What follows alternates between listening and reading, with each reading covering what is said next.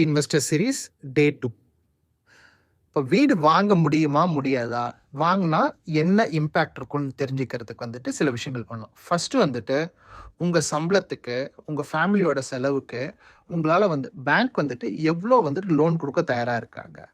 இது வந்துட்டு ஒரு நல்ல மார்கேஜ் புரோக்கர்கிட்டயோ நல்ல பேங்கர்கிட்டயோ பேசிட்டிங்கன்னா கரெக்டாக சொல்லுவாங்க. மோர் தென் ஒரு ஆள்கிட்ட பேசுங்க.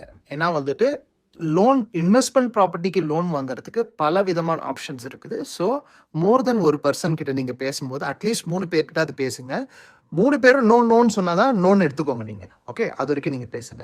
அடுத்து வந்துட்டு இப்போ ஸ்டாம்ப் டியூட்டிக்கு இல்லை வந்துட்டு இந்த இனிஷியல் டெபாசிட்னு சொல்லுவோம் இல்லையா, அதுக்கெல்லாம் கொடுக்கறதுக்கு காசு இருக்கான்னு பார்க்கணும்.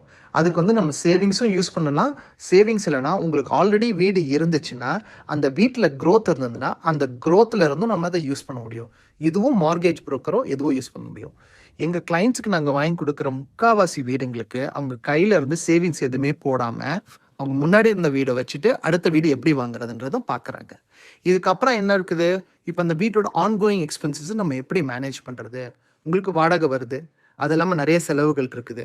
இது எல்லாமே வந்துட்டு தீரும்போது வந்துட்டு என்ன வருதோ அதுதான் நெட்டுன்னு சொல்கிறோம். அது என்னன்றதை டீட்டெயில்டாக நான் சொல்கிறேன். நாளைக்கு இன்னொரு வீடியோவில் பார்ப்போம்.